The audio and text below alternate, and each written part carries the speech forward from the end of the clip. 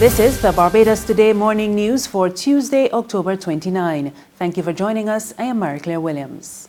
Opposition leader Joseph Atherley says he never expected to be part of the cabinet of Prime Minister Mottley. Atherley sought to set the record straight once and for all about his decision to break ranks with the Barbados Labour Party following its clean sweep of the polls in the May 2018 general election. He dismissed suggestions from Prime Minister Mottley on the weekend that his decision to leave was because he was not assigned a ministry. I did not leave the Barbados Labour Party to go into the opposition bench because I did not get an appointment in this morning cabinet. I have said that before, I will repeat it in very great terms. That was not my motivation for going over on the other side. Okay? I never expected to be appointed to this morning cabinet. Those who worked with me in my election campaign can tell you that repeatedly during the course of the election campaign, I said to my campaign team, if any of you are here because you all believe that if and when we win this election, I am going to be a cabinet minister and in a position to help you in some special way, you need to disabuse your mind of that because I do not expect or anticipate that I will be in the morning cabinet. Minister in the Ministry of Finance, Straughn, will move the passing of a resolution in Parliament today to restructure Barbados' foreign debt.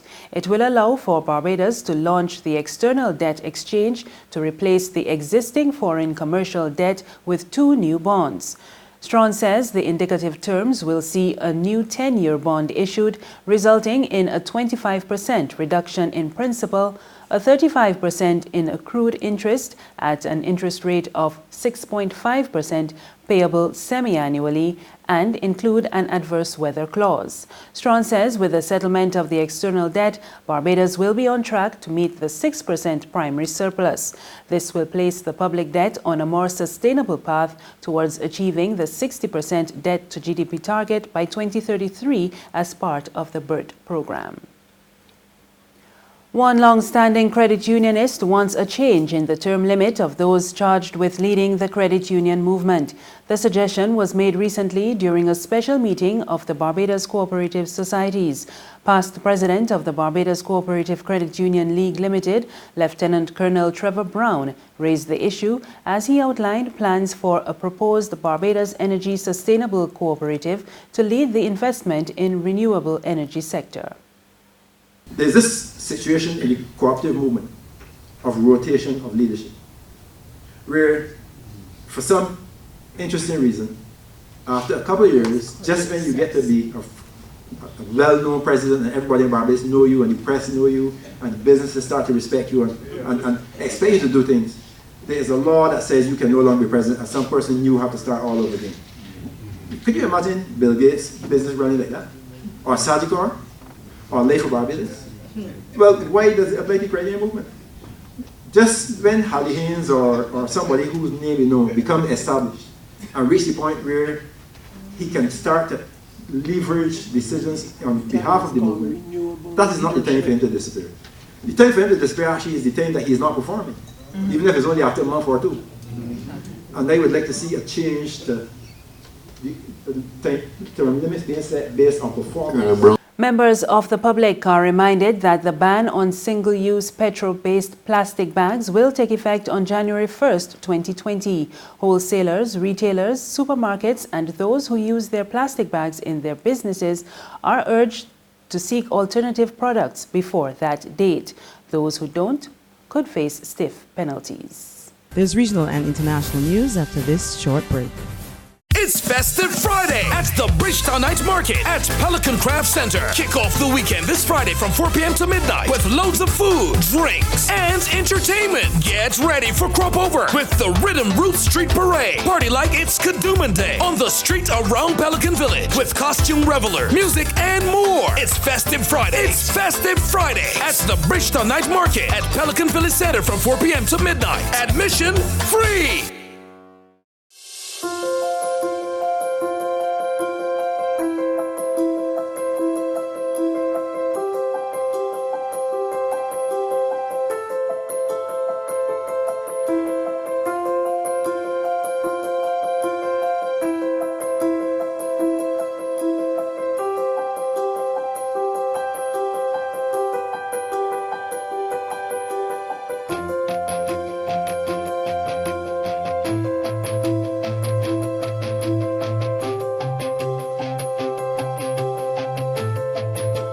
Barbados Today, news you can trust.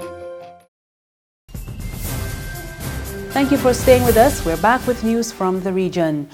A Haitian diplomat is appealing to the Bahamas government not to imprison nationals from his country who have been convicted of minor immigration offenses. The call comes as Nassau continued the program of deporting illegal immigrants, including Haitians, last weekend. The Haitian Chargé d'Affaires, Dorval Darlier, says he met with the Attorney General Carl Bethel on the issue. He suggested that instead of sending illegal Haitian migrants to jail, they should be sent to the detention center and be repatriated to Haiti. And further afield, Boris Johnson is set to try again for a December 12 general election on Tuesday, despite MPs rejecting his plan. The Prime Minister will publish a bill that will only need a simple majority to succeed and not the two-thirds as required in previous attempts. We get more in this Reuters report. In a House where Johnson lacks a majority, he needed the backing of two-thirds of lawmakers. But the main opposition party, led by Jeremy Corbyn, abstained. The reason I'm so cautious is quite simply I do not trust the Prime Minister. Order! It was Johnson's third attempt to call for an early election. Previous attempts were blocked because his opponents wanted to first make sure that Britain would not exit the EU without a deal, something Johnson had threatened. But his do-or-die pledge to leave on October 31st is set to be broken, after he was forced by Parliament to ask the EU for a 3-month extension. On Monday, 27 members who will remain in the bloc agreed to that delay. But the EU is fatigued by the protracted Brexit crisis, and one diplomat said it was hoped the so-called Brextension would be used wisely. But British politicians are no closer to deciding how, when, or even if the divorce should take place. Johnson says an election is needed. The government will give notice of presentation for a short bill for an election on the 12th of December.